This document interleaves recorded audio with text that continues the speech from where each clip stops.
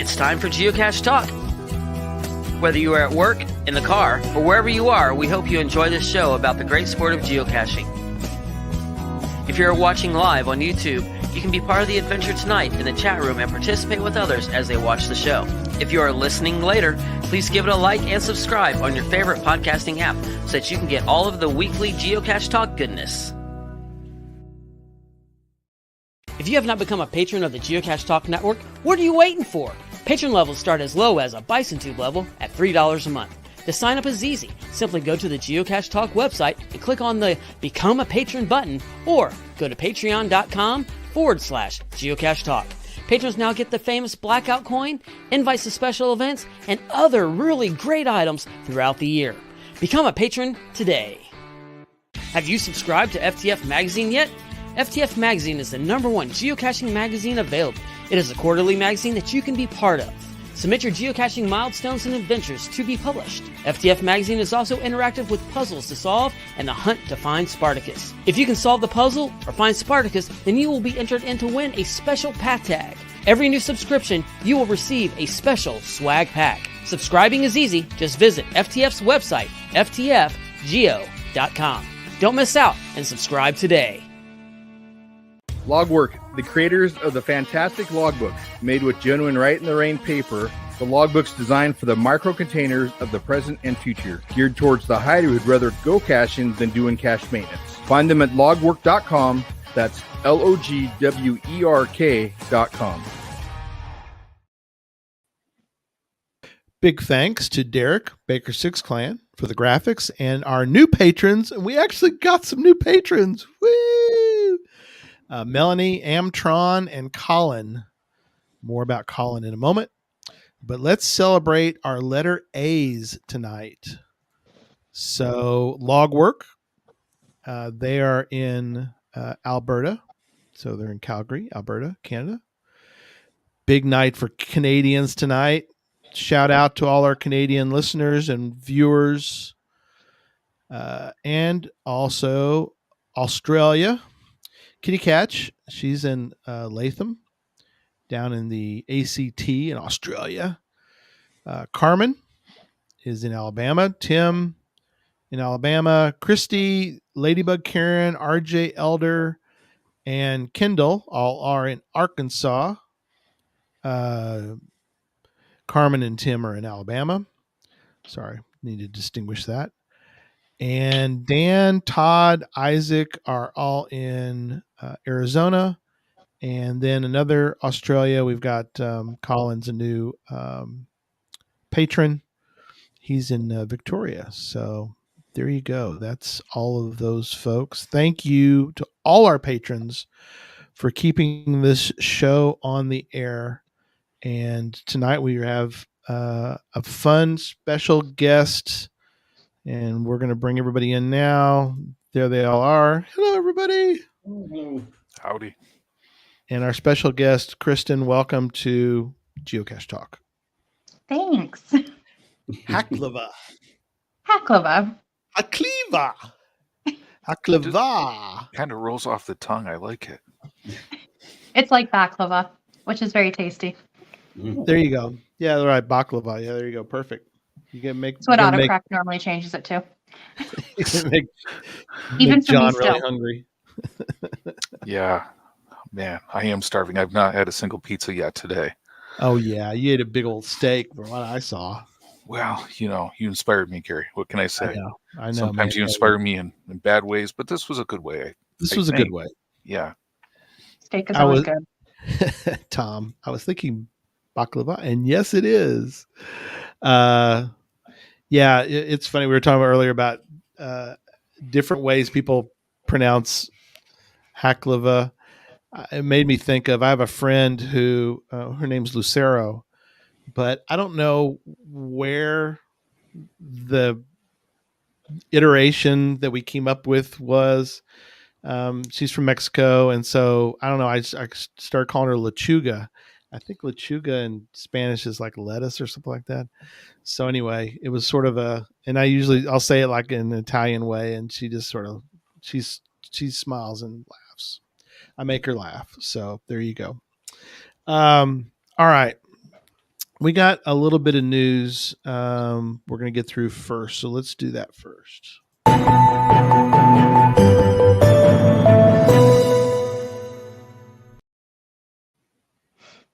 Things we wanted to mention at the opening. We've got still have in the show notes link. We have the volunteers for Cash Fest Oklahoma.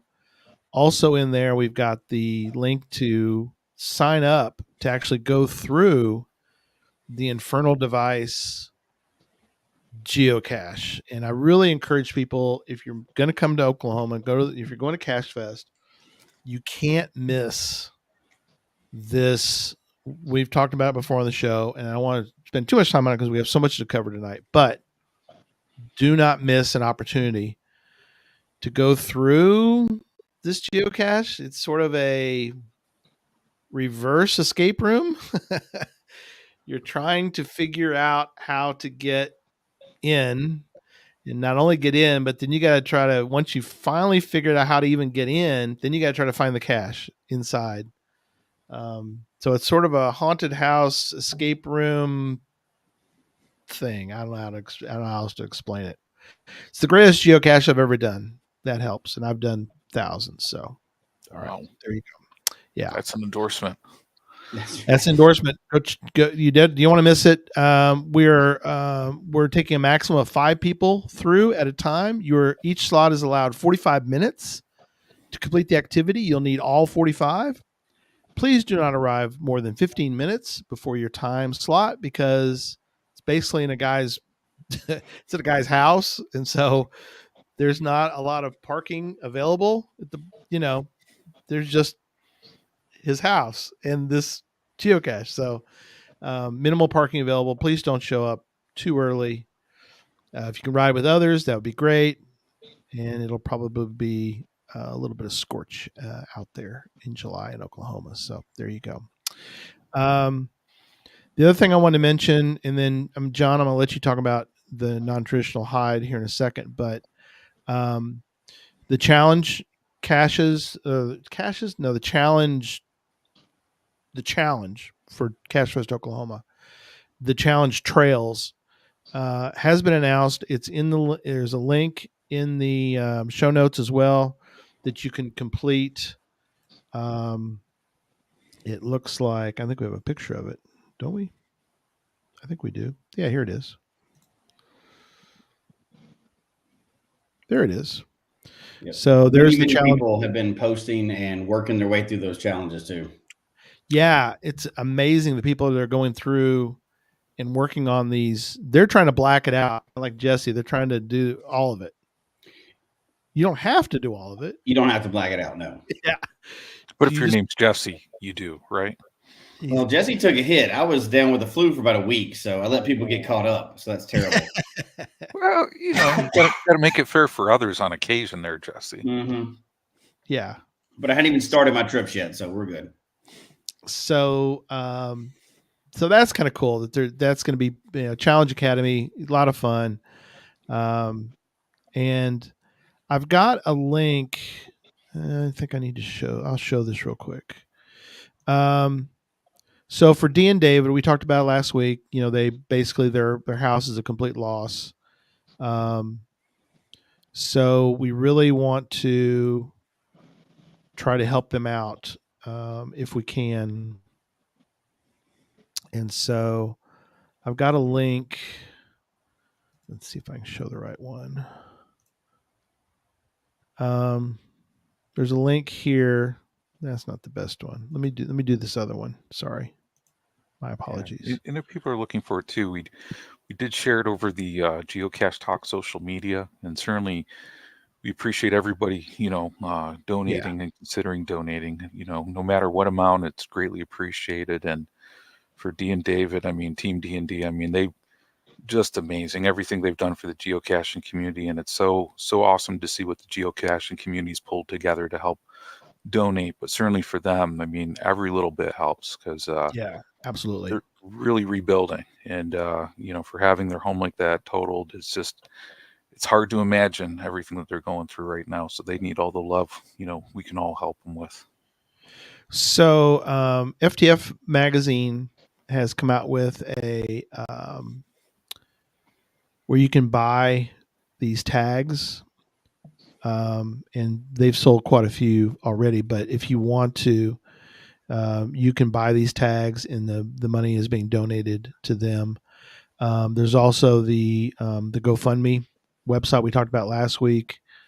So that is also still up and available, and so that'll also be in the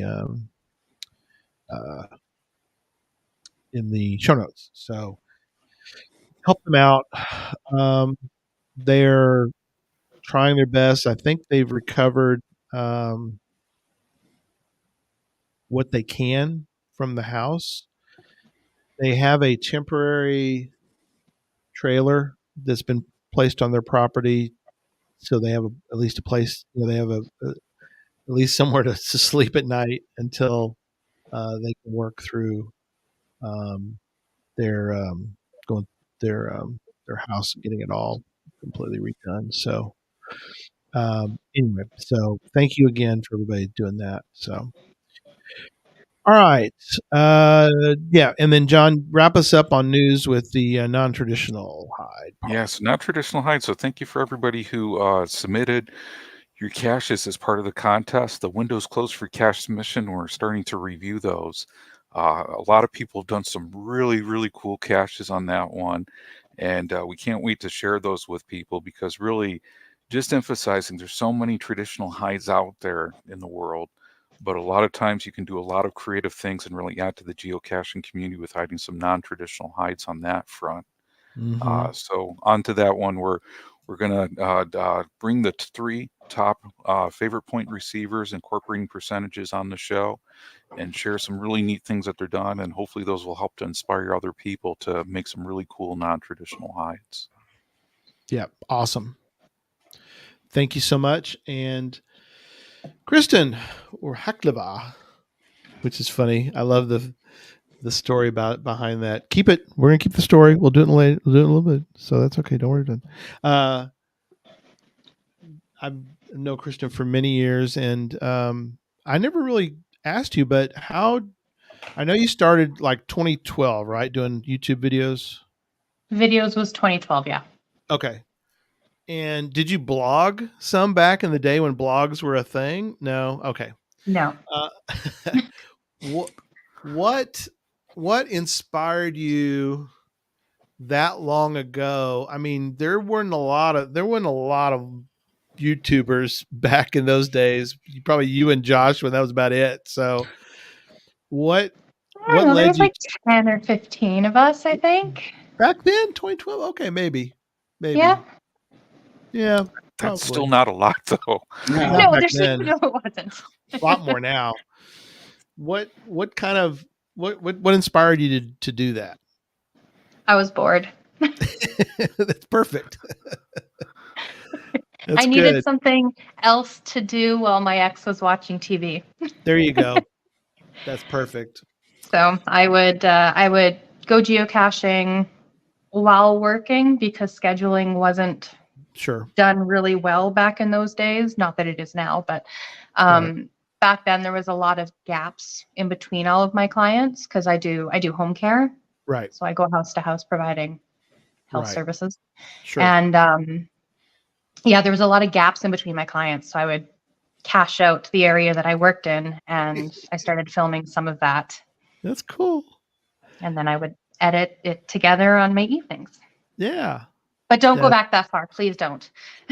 Yeah, I know. I went back, and because I'm pulling some stuff because yeah, I love going back and watching old ones though, because that's just how weird I am. But I went back and started listening to some old audio, because we're getting ready to do our 8th anniversary special. And so, and I pulled one today. I was trying to find because we're going to give some stuff away. And so I was just listening to various ones, and one of them, the audio is so bad. It's like, oh, this is like unlistenable. It's just terrible. And I actually am thinking like maybe I can pull it down and try to fix it. It's like I don't know. It's like an 8 years old, but it is. It's one of those things. Have you like literally tried to delete old ones, or you just go? It is what it is. It is what it is. It shows where I came from, and you just go with it. It's cringy. The quality is horrible. It's like, hi guys. Yeah, yeah, that's perfect. It's horrible, but it's part of the journey where we all came from. We all have to start somewhere, and yeah. And especially like with audio and whatnot, it shows the quality as it gets better that we've all got better. Yeah, exactly. Yeah, like Judy says, shows how far you've come. Yeah. Doesn't it make you thankful every day that you do not grow up with social media and it didn't come into life till much, much later? Think of all those embarrassing things around like, 3rd, 4th, 5th grade that you just get to forget because we're getting older. Yeah. You're thinking back 8 years. Imagine thinking back like 28, 38, 48 years. And remembering all of that. That would be awesome. Yeah, I just burnt all of my old pictures and stuff. And some of them I'm like, oh my gosh, we did what? And that there was still photo evidence of it, but it was like tactile photo evidence. It's not that it was out there to be searched for the rest of. Nice. Do the negatives still exist for those two, or? No, I burnt them. Oh, okay. Okay. So thorough. It all went into the fire a few weeks ago. Right. Oh, that's downsizing. Cool. There you go. Perfect. So for those that are listening or watching, if you've never checked out Kristin's YouTube, you've got to go watch. They are a hoot.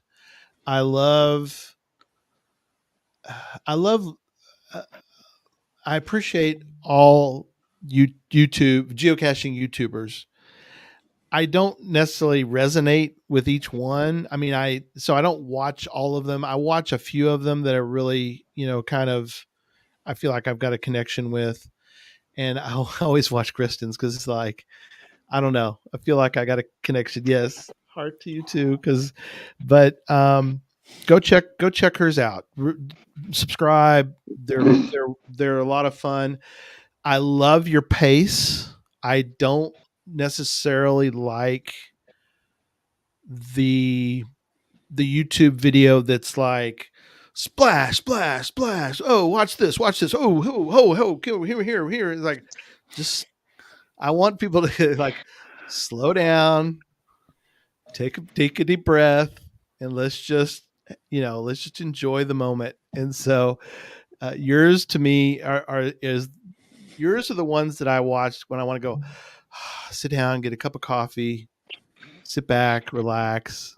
I don't know. Some of them I feel like they drag on for so long, like through the editing process. And it's like, oh my gosh, there's still 20 minutes. Like, how can I get this shorter? Because I think of what I have time to watch, and right. I don't know. I don't see how people generally have 20 minutes to sit down and watch a video. So I'm like, let's try and get it closer to like 10 tops, but it does not always work.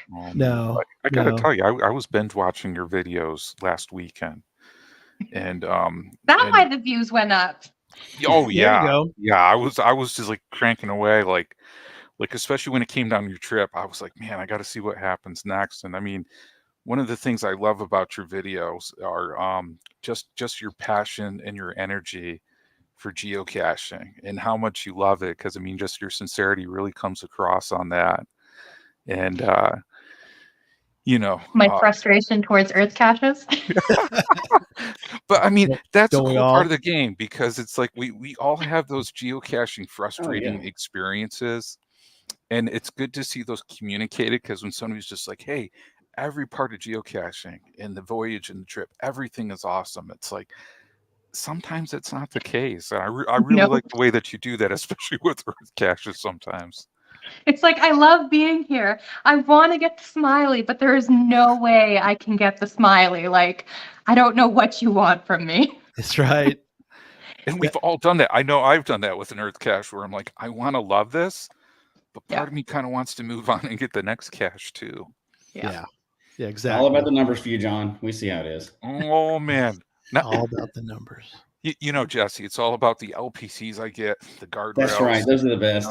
I mean, they're the best. Hey, me and Walmart.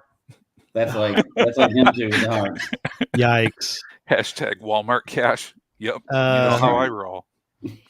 So another one of those that I appreciate and love to watch is Jeff with Cache the Line, and he comments tonight on, I'm having to cut out loads of stuff you never wanted to cut out.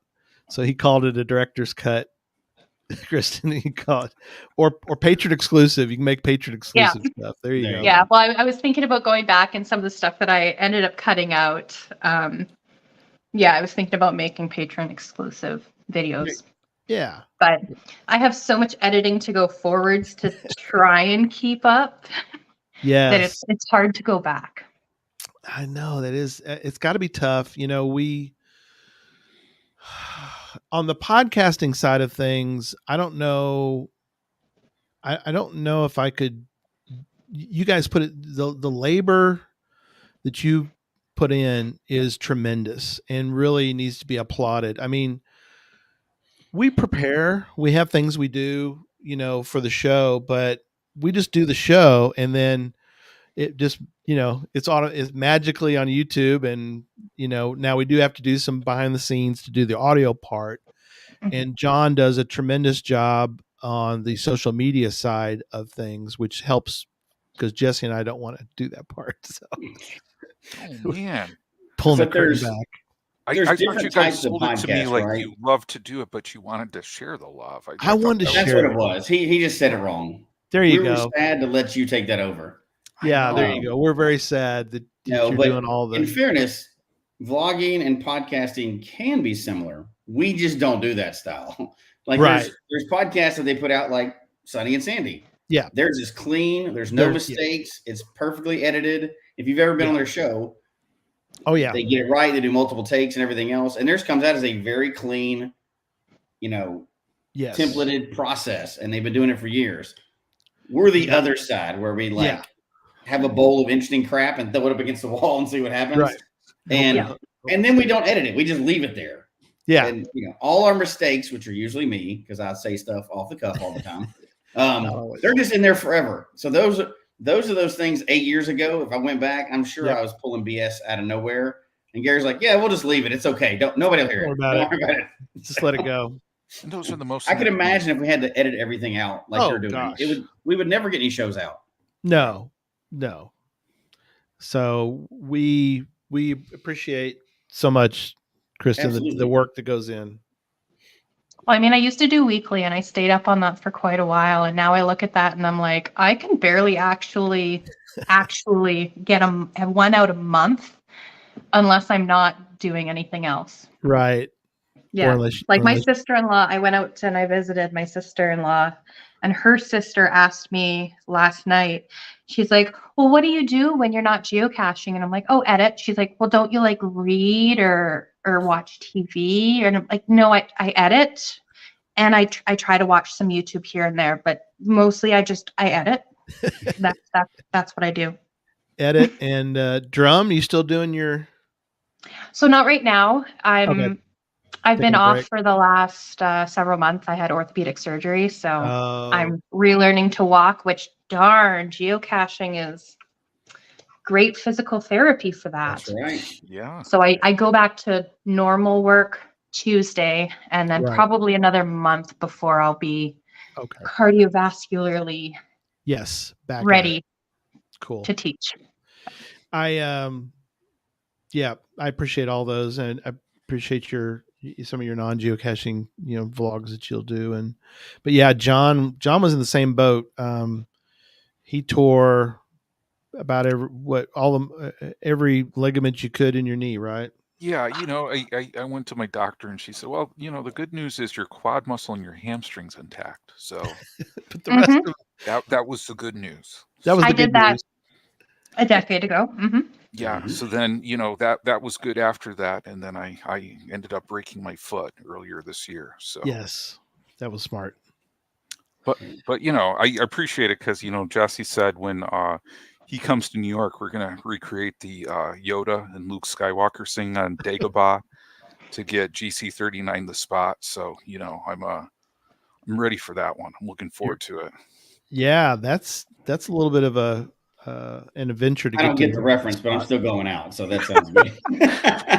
Sorry. You know, and Jesse, you may not get that reference, but just like when I hand you a Jedi robe to wear while I'm dressed up with Yoda, just roll. No questions asked. Just I wouldn't even ask any questions, even if you didn't prep me for that. That sounds good to me. That's why I love you, man. You know that. There you go.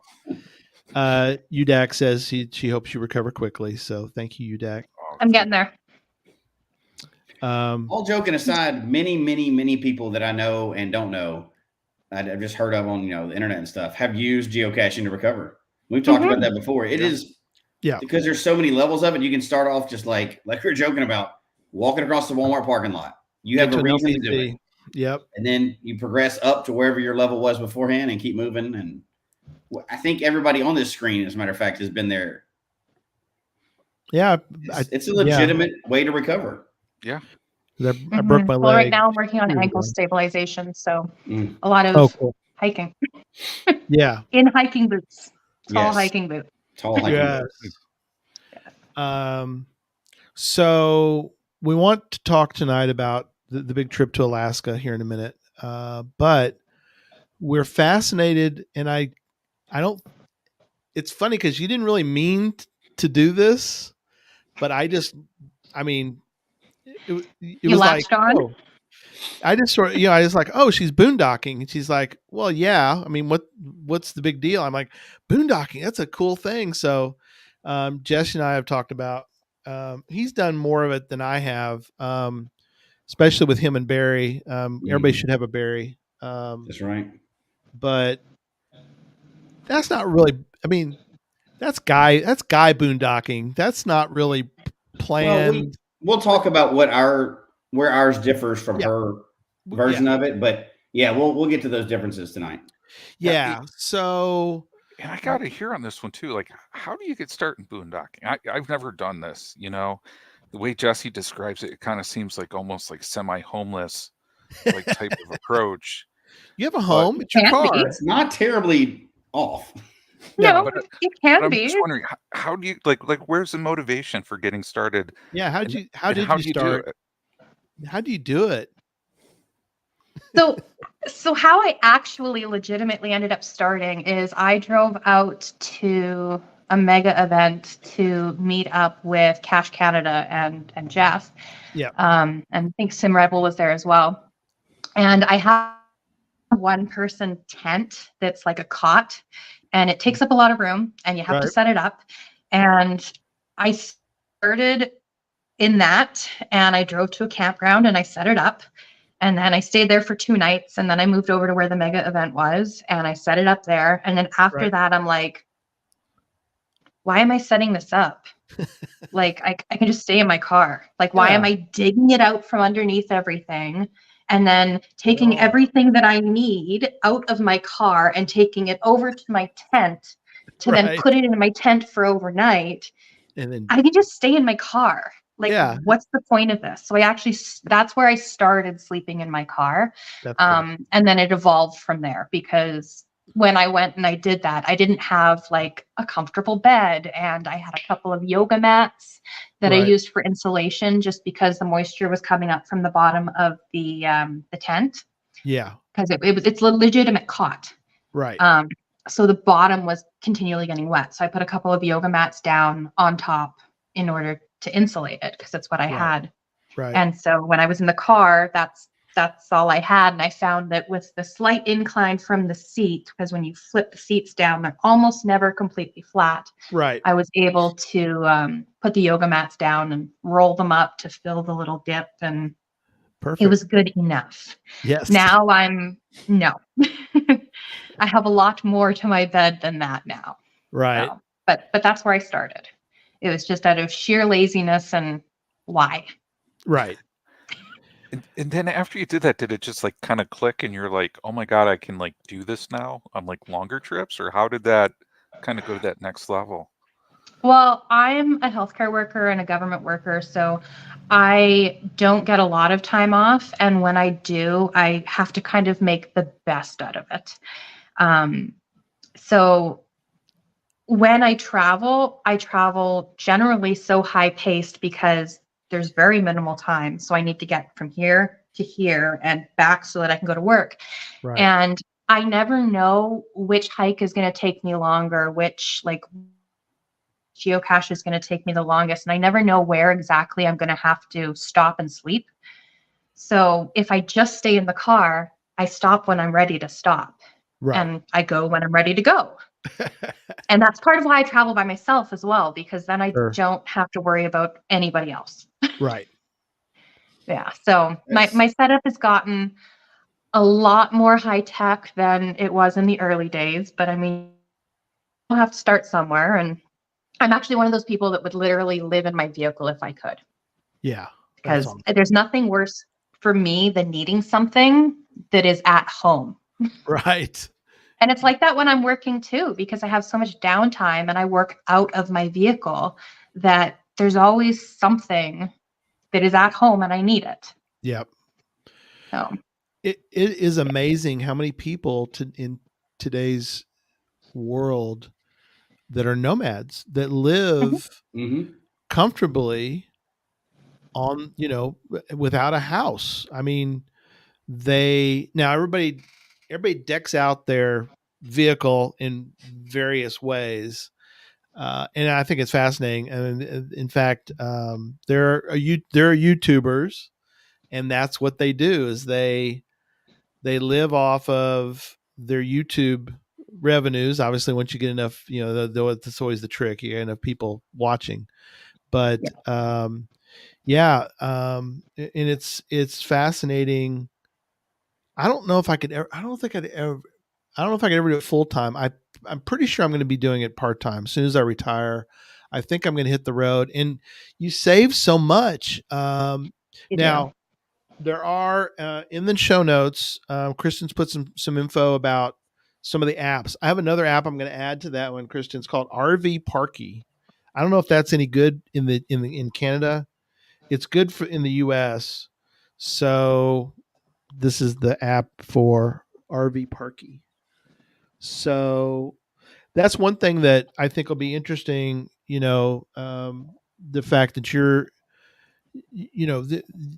experience, it sounds very similar. I know that in the United States there are apps like that where you can take a look, like Cracker Barrels.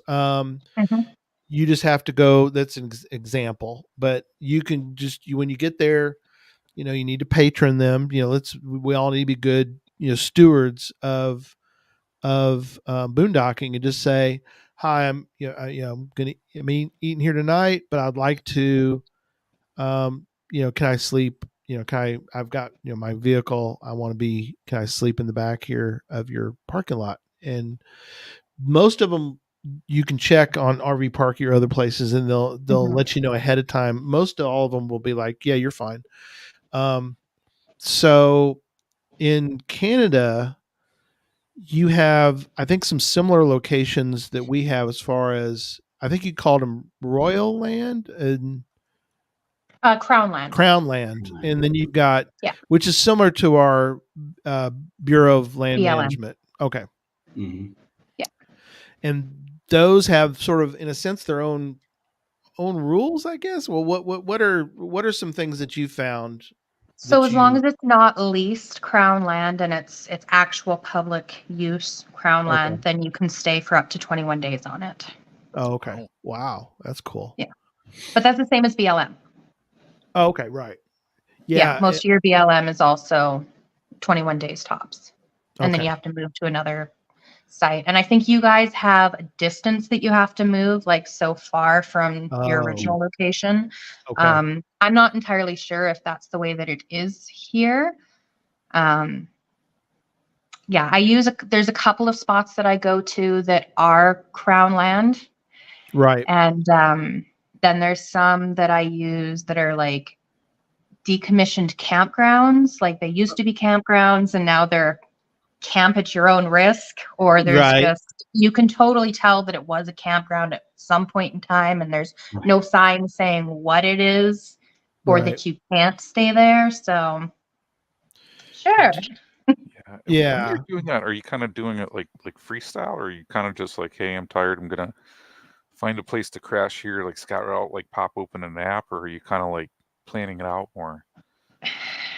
So I try to plan things out, but the problem is that it gets really overwhelming if I try and plan too much. So like even with geocaches, these are the ones that I really want to get, but I'm going to add all of these onto the list too, so that I have other options as well.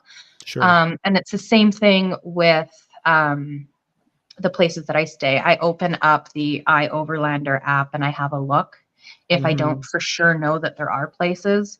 And I kind of go, okay, well, I could go here and that's this far out of the way, or there's over here, which is closer to these geocaches, which I could get those ones. So it's all fly by the seat of my pants.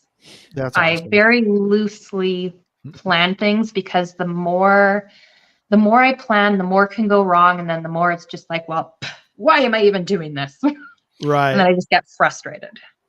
Do you ever end up in, if there's nothing really close, do you just have to make a judgment call sometimes, and end up in weird places? I haven't had that. Oh. I haven't had that yet. There was once that I was staying at a place, actually on my first trip, and I used the Park for Night app. Oh, and that's in the show notes. And I used that, and it was actually a location for there's a huge virtual, the highway. Jeff, are you still here? What's the virtual? Yeah. What's the giant virtual that you have to go to all of those locations along the highway? Oh, wow. It's like a multi-cache / virtual. Yeah. Yes. You have to get so many locations out of like all of the locations. Wow. And this was one of the locations. And in Manitoba, we have things called socials, and it's, you go to it's a Manitoba social. I don't know. There you go. Highway 10 virtual. Thank you. Anyways, you rent a community center, you have a fundraiser for like your wedding or whatever, and there's booze, and then there's trays of food, and y'all dance all night. Right. And it was right next to a place that was like that. And everybody was being let out, and there was cars that were like driving the parking lot past us, like really slow. And it was really creepy. Right. And then there was some other people that came out and they started doing donuts, and I wasn't the only one there. There was at least 5 or 6 other like campers and RVs and whatnot, but I'm like, I don't feel safe. I'm leaving. I'm getting out of here. And so I did have to go. And I think I stayed at a visitor center that said no camping. But I was tired. It was 2 o'clock in the morning. I was tired. Yeah. So yeah, I stayed there. But have you ever gotten the knock from any sort of law enforcement? Okay. No. Man, she's good. She's good. Got a good track record. You're just lucky. So far, so good. How safe do you feel most of the time?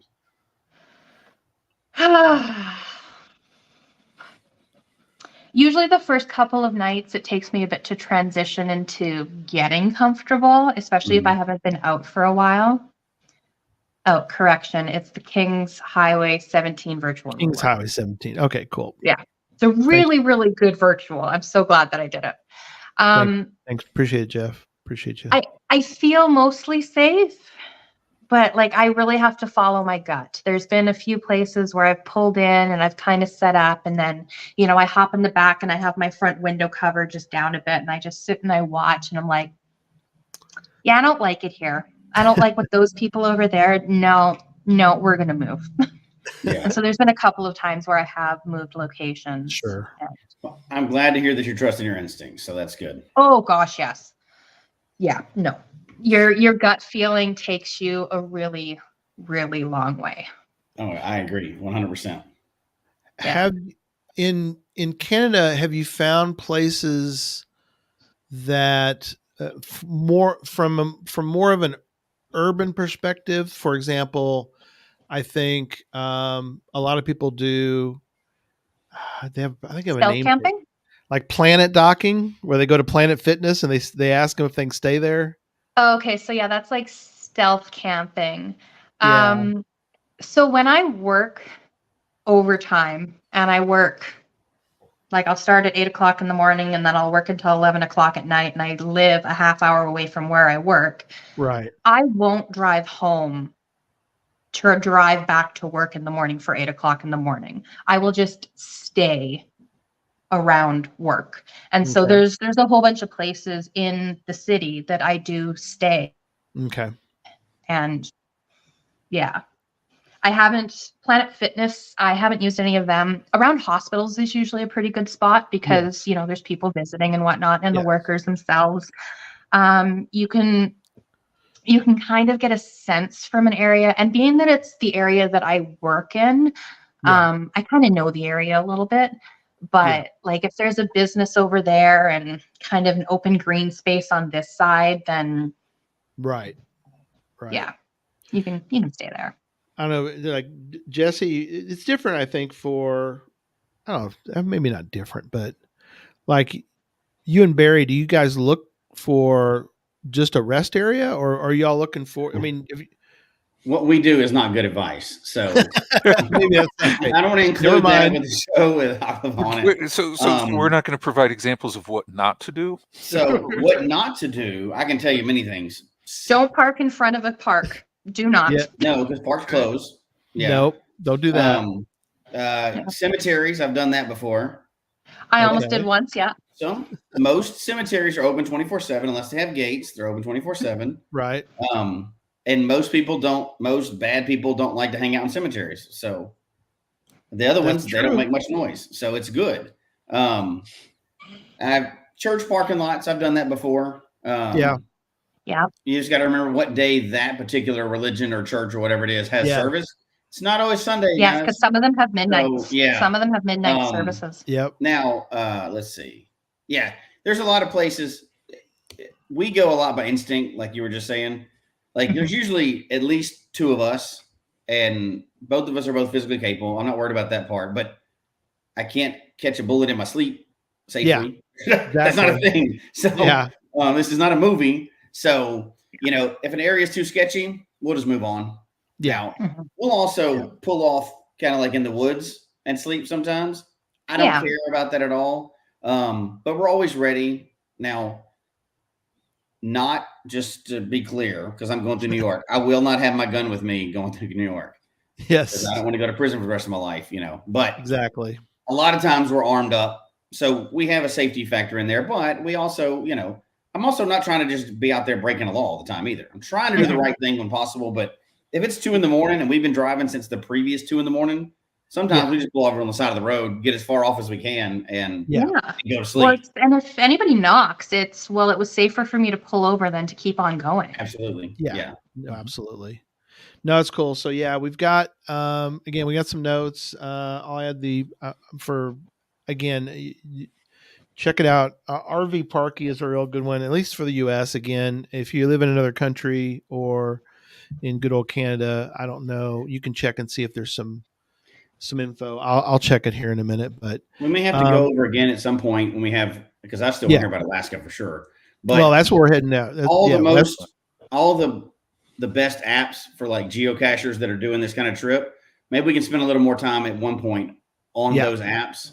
Absolutely. We were able to barely touch it today, right? But we can't miss the Alaska story, especially for that too. So that's where I was kind of going. You're exactly right, Jesse. I was transitioning into your trip. So I guess first start with where'd you get the crazy idea to go to Alaska? I didn't have the crazy idea to go to Alaska. That's true. The trip wasn't to go to Alaska, technically. That's true. It wasn't. It wasn't. So for those of you who don't know, I live smack dab in the middle of Canada, like coast to coast. I'm in the middle. And then for those who aren't familiar with Canada, it takes forever to get anywhere. So if you're just going to hop over a couple of provinces, that could take you a good couple of days or more to get over there. Yes. But I have driven literally as far as roads will take you in Manitoba. Like I have been everywhere that a road can take me. And I wanted to go to the Arctic Circle. I wanted to experience that. I wanted to see what the tundra was. And so I started out with, I want to go to the Arctic Circle. How can I do that? And so I did some research and I found that I can actually drive right up to the Arctic Ocean, up to Tuktoyaktuk. And cool. so I went, oh, well, maybe I should do that.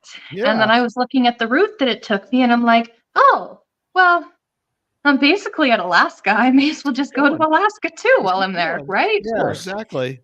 So it just kind of kept growing.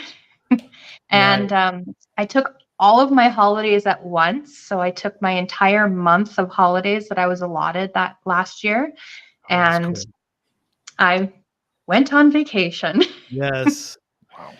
Now, along the way, and I love the fact that you did all the vlogs for this. It's just great. People need to go check all those out. So much more to come when I'm loving reliving them as I edit them. Yeah, like it's a lot of fun. Today you put out the Anchorage one, right? That was you were near Anchorage, I guess. No, I was in Anchorage. We were in Anchorage. Okay, that's pretty. That was right in Anchorage. That park. If that's a park in Anchorage, then everybody needs to go because that was gorgeous. Looking back at the mountains and the water and all that, it was like, oh my gosh.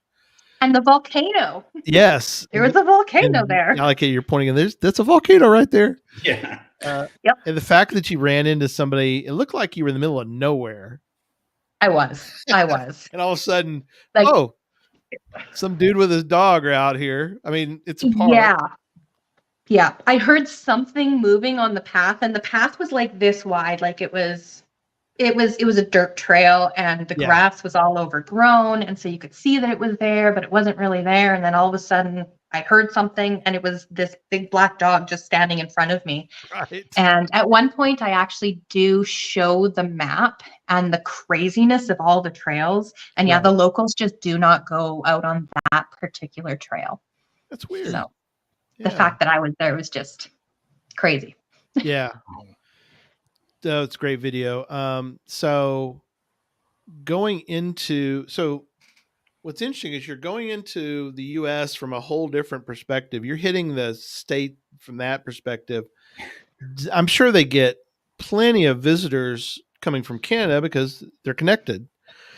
So, and we joked before the show about how when I went, I got to go up to Canada and spend a day because I was close. It's like, why not? I've never been to Canada. And I didn't have any issues getting in. They give my U.S. passport, and they go, what are you doing here? And it's like, I've never been to Canada, and I'm going to go geocaching. And they go, here you go, have a nice day.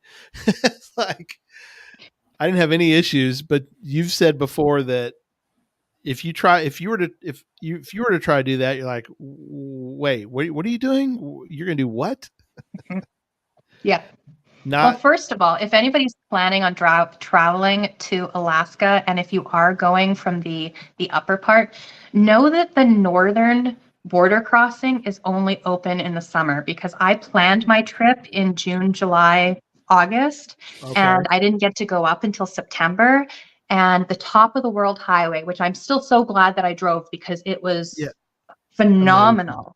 But the border crossing was actually closed. So I had to backtrack 8 hours worth of driving in order to get to the southern Alaska border crossing. The Alcan border. You didn't want to just sneak around the border real quick? It'd be all right. Nobody noticed. She didn't want to go through that.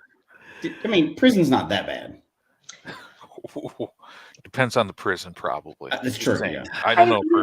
I don't really want to experience that firsthand, personally. Yeah. Exactly. Yeah. And then, I won't have my job anymore. Yeah, you don't want that. Yeah. Yeah. Full-time geocaching. So win-win. You can make money doing it. Full-time boondocking. Yeah, I haven't figured that one out yet, but. Yeah, no, neither have I. Yeah, I do a picture sometimes when you think about things. You have an angel on one shoulder and then Jesse's on the other shoulder. That's right. Yes. We could set up a Kinder Egg smuggling ring. We could make some money. I'm just saying we can't get them down here. That's Y'all right. got them everywhere. Ketchup chips. What else do we want? We want lots No, keep that crap. Tim Hortons, Rags only. Nanaimo bars. Tim Hortons. Tim Hortons. Tim Hortons in the US already, I think. I know they McDonald's do. coffee is better than Tim's. They do have that. Oh my! You just got kicked out of Canada. No, there's a lot of Canadians that agree with me. Apparently, the recipe or the beans or something that Tim Hortons used to use were sold to McDonald's. Maybe something like that. Don't quote me on that, please don't. And it was I got a Tim Hortons nearby where I live. Burger King actually acquired Tim Hortons years ago, and it just hasn't been the same. No, it hasn't. No, I stopped drinking it a while ago. Tom says, if they ask you, do you own any farms? Just say no and don't question what they asked. Why would they ask? I'm not sure what that's about. Wait a minute. Is the correct response? My friend Tom advised me just to say yeah. No. Unless yes is the right answer. Yeah, I don't know why, but we'll just move on. That'll probably end you up in prison just as quick. Hodag says that he agrees on the chips. Okay, that's okay. Yeah. Fine, whatever. Stroop waffles, whatever they are, they sound great. Oh, I have no idea what that is. It is. And he's like, yeah, I'll take some of those. Just really? Give me. I mean, I'll have them. Oh man, it's so good. Tom's talking about some sort of Canadian. Nanaimo bars. Oh, that's what he's talking about. Okay, cool. Yeah. Oh, M from M says Integrity Farms. Is that like weed farms or something? I have no idea. Now I'm curious. I'm going to go look it up after now. Yeah, I got to look that up. I got no clue. So I don't want to miss out any this time though. So we got to get back to Alaska. No, we got to get back to getting back to your trip to Alaska on this one. Yeah. So when I got to the border, the border patrol, and the funny thing is that the Canadian border coming back over was kind of the same way. They asked me, "Well, where am I going?" And I'm like, "Home, Alaska." Well, no, when I was going to Alaska, they asked me, "Well, where am I going?" And I'm like, Alaska. I'm going to Alaska. Like, where else are you going to go when you're going to Alaska? Right, the Grand Frontier. And so I pull up my geocaching app and I'm like, well, so I was going to come in from up here, but that was closed. So I guess now I'm just going to do this loop. And they're like, and what are you doing? I'm like, oh, I'm geocaching. So you're taking stuff? I'm like, no. So you're leaving stuff. No. I take the logbook and I stamp it and then I put it back for the next person. Even though I did have a trackable that wanted to go to North Pole and I may have left that too. But yeah. North Pole, Alaska? Because there's a city, North Pole, Alaska. North Pole, Alaska. Cool. Yeah. That's cool. Cool. Santa's workshop. Yes. But yeah, both border patrols were very much on the, oh, so you're leaving stuff? Oh, you're taking stuff. I'm like, no. Did you I don't have any need for McDonald's toys. What was that, John? Did you have to explain the whole geocaching acronym and phrase "took nothing, leave nothing"? Exactly. No, like I'm pretty succinct with describing geocaching now. Yeah. I'm on the Manitoba Geocaching Association board, and so I do events in the city, and so I'm pretty quick with explaining it. Very like just rolls off the tongue. So most people just kind of go, "Oh, okay." Yeah, that's great. But I got more flack. I wouldn't say more flack. I got a little bit of like pushback coming back home. I'm in Canada. I've got a US passport and I'm going back into my country. And they're like, where have you been? What have you been doing? It's kind of none of your business at this point. You weren't wearing the geocaching shirt, Gary, where it's like, don't make geocachers mad. We know the best places to hide bodies. You weren't wearing that. That's a really bad shirt to wear when you're crossing the border. That's probably not a good one. Anyway, let's get back to. Don't wear that. But yeah, the Canadian guy coming back into Canada was pretty annoying. He kept me for quite a while, and he kept asking me stuff like, I had all of my receipts ready because I haven't been down to the States recently at all, but I know that when you purchase stuff, you need to know how much you spent. Sure. And so I had all of my receipts ready for all of like the groceries and the souvenirs that I was bringing back. Yeah. And I had them. And he's like, so you went where? And so I explained, and he's like, well, how much did that cost you in gas? And I'm like, let me grab my spreadsheet. And I'm like, well, you want to know how much gas I spent? What? And then he was asking me, well, what's with the kayak on my roof? Because I go everywhere with my kayak, because you never know when you're going to want to drop it in and go somewhere. And I was going to kayak in Tuktoyaktuk to the Pingos, but I was just tired, so I didn't. He was bored. But yeah, and so he's like questioning me on it, and he was really laying into me on it. And so I said, well, it's a really great place to store my dirty laundry and my spare gas. There you go. Apparently telling him that my dirty laundry, which he can see from the camera, that there's 2 gas cans up there and a bag. If you want to search for my dirty laundry, you can. Yeah. Enjoy. I haven't done laundry for a while, so enjoy that. Go ahead. I'm sorry. So what I was going to say is that, so you get through there, and you're going to do like I said, you're going to do this big loop, which, I mean, that's got I forget, but how long did that, once you got into Alaska, how long did it take for you to do all that? I mean, so the border guy actually asked me, how long are you staying for? And my answer for that was, well, I'm paying $15 a day for my cell phone plan for being in, which is now fixed. My plan is now included. And I'm like, I'm hoping 2 or 3 days, but less than a week for sure. And so it actually ended up taking me 3 days. You see at the end of the video that I posted today that it was 0 visibility. I was in a horrible fog patch. I couldn't see anything. So I had planned to cross the border that night, but because of the visibility, I had to pull over, and luckily I didn't drive off of a cliff. Right. Well, that's good. You didn't have too many DNFs, right? You came out pretty good, didn't you? I think I did. There was a whole bunch of earth caches that I had to walk away from on the Dempster Highway. Like I'm not good at earth caches. I love visiting them, but unfortunately my brain just doesn't wrap around what exactly, like there's one that I vent in one of the videos where I'm standing at ground zero and it asks me to average the size of the brown rocks, I think. And I'm like, which brown rocks are we talking about? Are we talking about these big ones over here or these little ones over here? And like, there's more little ones, but then there's these big ones, and which ones are we doing? And I don't know. So I don't know if I posted like a DNF for it or if I kind of clubbed my way through, but up the entire Dempster Highway, there are earth caches galore at so many really cool places. But I swear, like, geology teachers went up there and they dropped all of these earth caches, and like there's no signage, there's no nothing. You're brought to where there's these striations in the sides of mountains, and like it's really cool because you can see that the mountain has folded. And it's cool. Do I understand exactly what's going on enough to put into words to answer the questions that you're asking? No, absolutely not. So I'm just like, and I think thanks for bringing me here. Some of those for earth caches, there could be evil earth cache hiders too. Let's just face it. You know?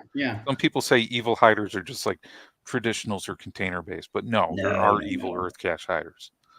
There's evil hiders of all types. I mean, they were really, really smart, and they did do a lot of really cool locations. I'm curious to know how long it took them to get up the Dempster Highway, because it took me 2 days there and 1 day back. Wow. And to stop and to analyze all of that is like, like I don't own any earth caches. I don't. I'd love to one day. It'll be at a very big sign that tells you exactly what the answers to my questions will be. But yeah, I can't imagine how long it would have taken them to explore all of that.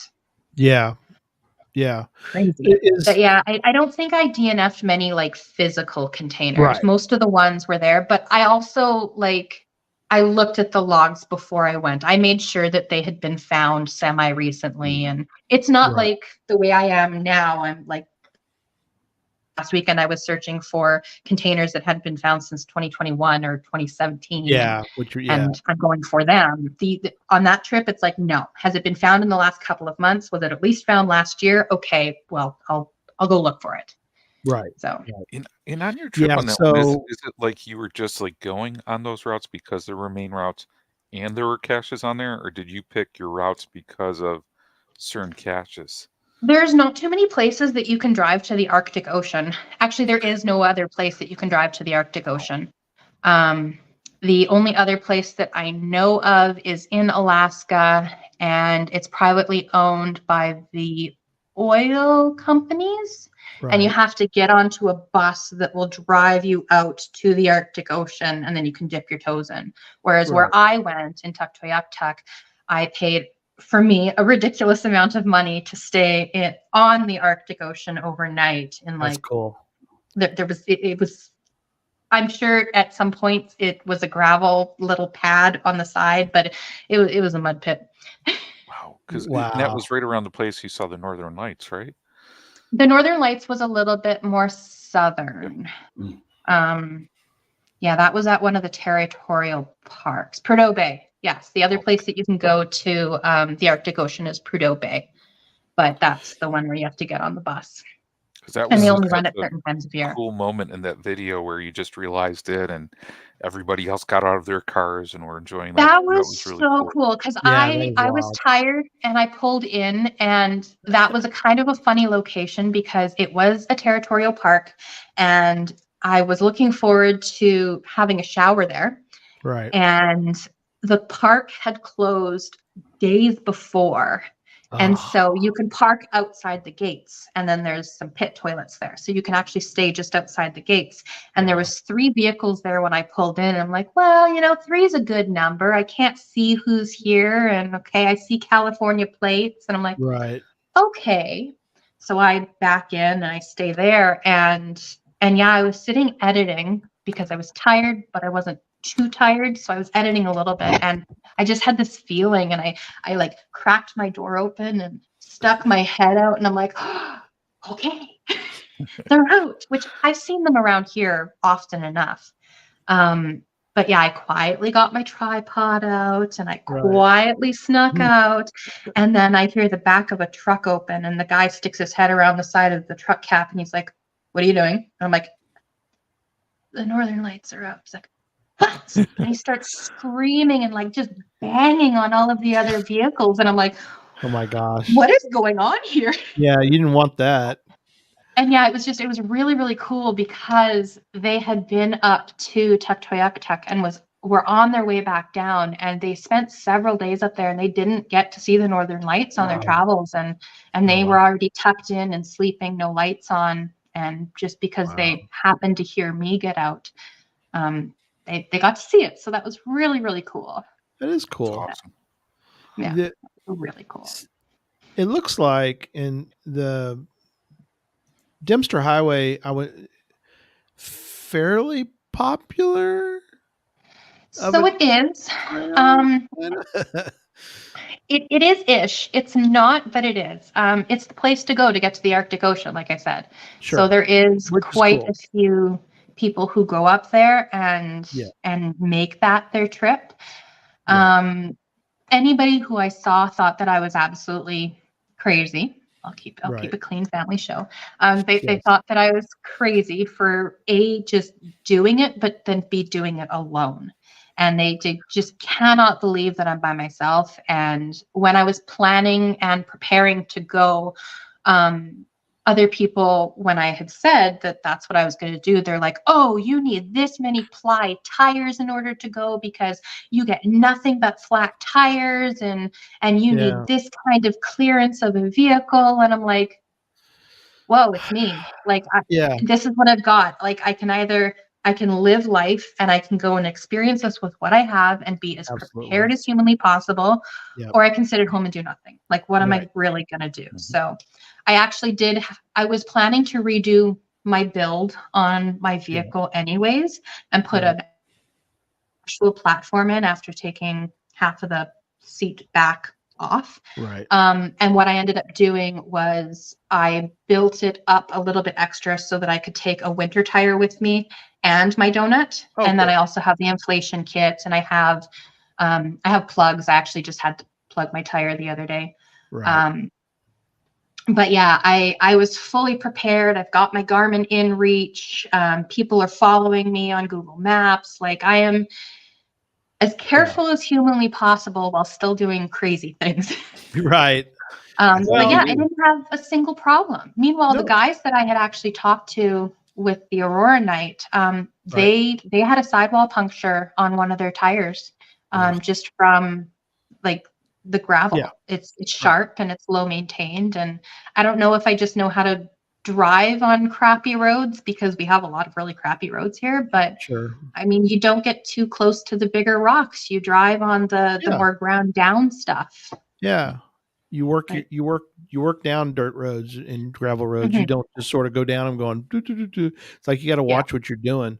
But yeah, you know, that's probably the exact same, and Jesse can attest to this, but that is basically, I think, what we would do, which would be plan for, you know, a few things, but don't, if you over plan and you over stress and you over fret about things, you just don't go, and then you miss out on all these cool places. Yeah. You know, there's a point where you're like, okay, I'm going to plan for, you know, like you said, you had your Garmin, you got, you get your power, you know, you're not advertising, hey, solo woman going down the road. You don't, you know, there's stuff you just don't, you know, you just don't do, but you make preparations for what you can, and then you don't worry about the rest.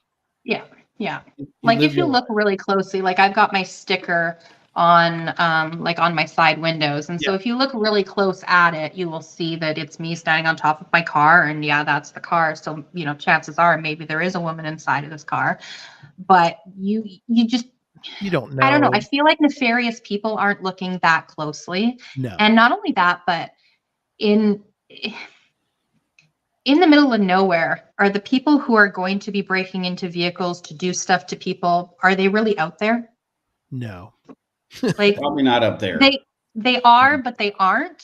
Right. Like, the odds of it happening. Yeah. Like I said to you guys earlier, like, I live in the murder capital of Canada.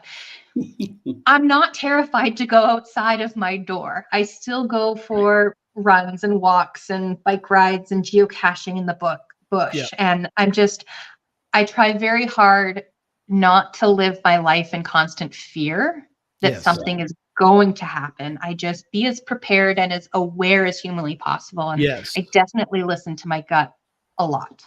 No, that's perfect. For sure. You know, safety is important, but if safety is the only thing you think about, you'll never do anything. Exactly. Right. Exactly. But like I can't live my life in fear all of the time. Yeah. There's a good balance there, a good healthy balance with, like you said, where you're like, okay, you're aware of your surroundings. Mm-hmm. You're, you know, I'm always like, even just all of us when we're geocaching, it's like, okay, I pulled into this spot, look around, everything's cool. Okay, there's a car over there. What are they doing? You know, you just sort of be aware. Okay, I can see, you just sort of have to sort of get a lay of the land. You know, if I park here, am I going to, you know, is this going to be okay? You know, and just, you know, plan that way and move forward. But yeah, I mean, it's not to say that I haven't woken up a few times and I hear a vehicle pull in and I, you know, make sure that all the lights are off and I open my visor and I pull down my front window cover and I'm watching them. And I watch them for a while to figure out what they are doing. Right. And worst case scenario, if I feel that uncomfortable, I jump in the front seat and I go. Rule number one in any female traveling Facebook group or whatever is leave your driver's seat accessible. You never put anything in your driver's seat. So absolutely. You jump in and you go. And I mean, I would say that is good advice for anybody, regardless of how you identify. Like, Yes. Just have your escape plan, because you never know what somebody else is going to do. Yeah. No, you're exactly right.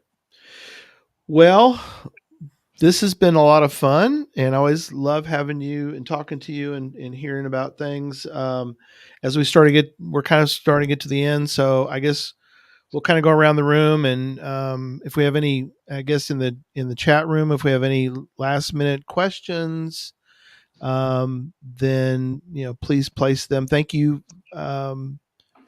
to the chat room for being there and providing info. I will say that we're murder capital of Canada because it's per capita, right? Yes. So our population is smaller, so we have more murders that it counterbalance.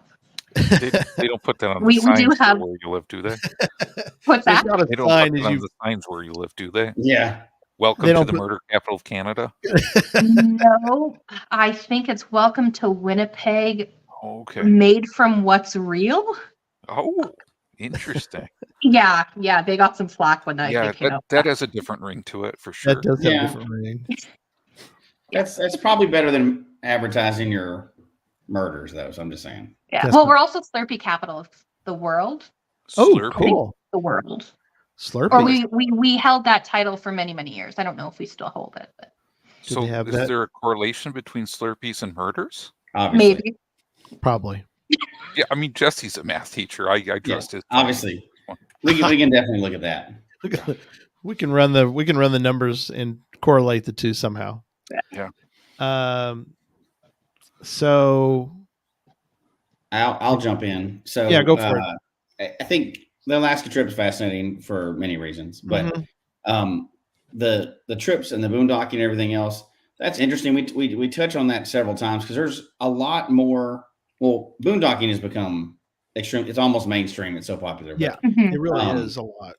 The crossover of boondocking and geocachers is really growing. There's a lot of people that are, it starts as road trips and it becomes longer road trips and, or just ways to cache more, maximizing that road trip. We've done that many times, and maximizing the dollars too. And got up and going on the next morning. And I think it's really a growing overlap more than we think it is. So I think it's pretty fascinating. We always like to talk to people that do it, and try to put out the safest, as safe as you can be, right? But we're trying to put out, here's some ways to make yourself safer. Here's some tips. Here's some apps that can help, just pulling over. That's the more dangerous side of it. Finding a good boondocking location that's apps and people are using it and it's a common, that's quite a bit safer. So I like Overlander because it's user based, and so you get the reviews and the comments from other people who have stayed there and their experiences as well, and then you can always edit after you've checked in and stayed there. You can edit the main listing if anything's changed. So that's really nice about that app, anyways. That's great resources for people. So people just have to spend a little time getting used to those resources and make it a lot safer. Mm-hmm. Yeah, the safest thing is just to not do it. Stay at home and lock yourself in your house and be miserable. We're not those kind of people, right? So you might as well take as many precautions as you can and then go have fun. Yeah. A lot of those apps are really cool. They've got like for the RV Parky, which is not a sponsored, but they've got all the different people. All the star things are, like you said, they're all user. I mean, they have in there. Is it pet friendly? Are there restrooms and showers? What's the Wi-Fi situation? They even break it down. And that's for RV parks, right? Well, no, it's called RV Parky, but it's not just for RV. It's used by RV folks, but it's also used by boondockers or nomads, however you want to say it. And a lot of the places are not what you would consider traditional RV. It's not like they do have some state parks in here, and I'm sure you have equivalents up there, but like the Cracker Barrel, the one I pulled up and showed just a second ago, that's a Cracker Barrel, but it immediately tells you it shows you all the reviews. So, I mean, these kind of apps are good. Oh, Lori mentions she loves iOverlander. iOverlander. I used it a few times for places to sleep while traveling around Washington. So that's cool. So, and and I don't know, I can't remember. Lori, you have to remind us if you're doing that, just you, or are you taking a friend with you, or what? So I don't remember, but Lori's adventurous. She'll go do that. More power to her and folks like that. So, yeah, that's my part. And then John, you got. Yeah, I'll jump in because I mean, we'll let Kristin finish. Geocaching is just so cool in so many different ways. And I just think of like, when you start and you discover those new areas so close nearby where you live and you're like, this is so cool. I've never been here. And just kind of how it expands your world, and you start going out a little bit further after you cache out your local area, and you go even further and then even further. And Kristin, I just thought your videos were so cool because I mean, like just seeing you do that, it's just like, man, that's just inspiring so many people to get out there, think about those bigger trips, excuse me. Push your boundaries on that one. Like you guys said, I mean, you can't live your life in fear. You got to get out there and do some cool things and see some cool spaces and places. And I think that's one of the cool things. I think, I mean, from hearing Gary talk earlier, where Gary says, when I retire, and I think, Kristin, you're a great example. You don't have to wait until you retire. Yeah, don't wait. And I don't know if it's because I work in healthcare, but like, why wait? Yeah. I know so many people that have, they retired and they ended up in a wheelchair, which doesn't stop you from doing any of this at all. It just makes it a lot more difficult. Or, people who drop dead, right? Oh, yeah. No, they retire and they're dead the next day. Yeah. I guess for me, it was that aspect of it. Cause I'm one who will just get on the road and go, but I usually will spend the extra money and stay somewhere. But I think when I get to that point, I'm going to still be going. I'm going to go more. But yeah, I think that, that's definitely a good message tonight, John, is the fact that there's not, how to put this. You need to go, you need to get out and go find geocaches, spend, and that's the other thing too, is I know people who are like, it's sad to see, they're like, oh, well, I can't go do that. I'm thinking, man, they make like 3 times what I make, and it's like, well, they gotta save their pennies. Well, you know what? There comes a point when you might have all this money who's going to go to somebody else because you're not around anymore. And so sadly, you're not going to be getting to spend all those little miserly pennies that you were saving, or in this case, mini pennies, kind of thing. Yeah. So. Well, and a lot of my videos focus around the larger trips, but I do a lot of smaller trips. Like the only reason why I'm back right now and I'm not in a campground is because we had a major thunderstorm roll through and I wasn't sure if I'd have reception. So I came home. Otherwise I'd still be out right now. Yeah. But like I do a lot of smaller trips as well. Yeah. And like last weekend I put out a Patreon only one where it was me going out and I was boondocking at a couple of my spots. I did get a campground in a national park just because I wanted the free firewood. Sure. And out that way there wasn't a lot, but like I do a lot around here. And, the week before that, I was in the southeast corner of Manitoba and I was clearing out all of the geocaches in that area. So now there's only a couple left. And I do it just out and around home. So I do it often enough. It's just, I don't always get to share it on YouTube because of the sheer amount of work of filming, then editing. Yeah. No, that's so important, to get out and see, and that's the beauty of our sport is the fact that, I did a big trip last week and down and did a bunch of these Jasmer caches. And it's like, some of these, virtuals that I did, they're, I learned quickly. I should have known this. I grew up in Texas, but there's part of Austin that are pretty hilly, and wore my little butt out getting out there and trying to get to those things. But when you get back and get back to the car and you're like, man, that was awesome, and so many times that, we've all experienced this kind of thing where you're like, that was a lot of work getting there and getting the information. But when you get back to the car and you're like, that was worth it. And, I don't want us to ever take that for granted that, that's something that we're able to do, when we're not breaking a leg or tearing up a knee like John did, Just hypothetically, those things could happen. But you're right. They can happen while caching too. It can, but yeah. So again, thank you so much. It was fun. We look forward to more videos. After this, you need to go more edit, get some more stuff out there. Kristin, get some more videos. The next one is 4.5 hours worth of footage, and I think I have it down to about 45 minutes right now. So we're getting there. Well, that's good. Well, it's wonderful. Everybody definitely check out her channel, and we look forward to more. And we thank you so much for being with us. And Owen says, great guest. Yeah, we know how to pick them. We know how to find the right people. We get good guests on. So I don't know. I like the Happy Hodog. Yeah. Hodag. Yeah. I like Happy Hodag. If John, this one. Her.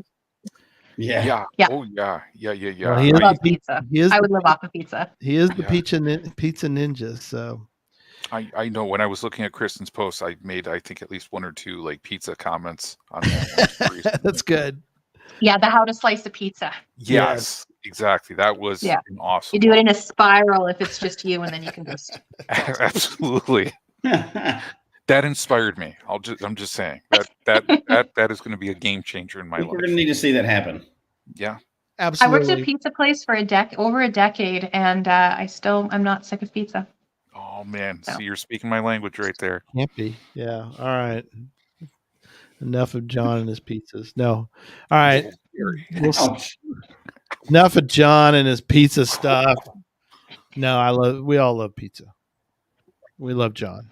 All right. Oh man, you guys are the best. All right. We'll see you guys down the road. Thanks, everybody. Take care. Have a good night.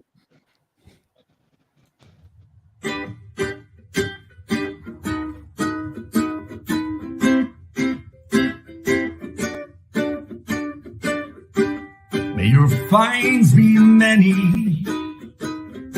and your DNFs be few. May the terrain and difficulty both be less than 2. And whatever it is you're looking for, may it find its way to you. And may we all meet again. Folks, we hope you've enjoyed the show tonight. Please email us your comment at geocachetalk@gmail.com. Don't forget to follow us on Twitter, Instagram, and Facebook. The show can be found on Apple Podcasts, Stitcher, Radio Public, or Spotify, as well as at the Geocache Talk website. Don't forget to click that subscribe button below and ring that bell notification so that you can see and hear the show on a weekly basis. And tell your friends about the show. Get them involved with us in the chat room. And until next week, don't just talk about geocaching, go geocaching.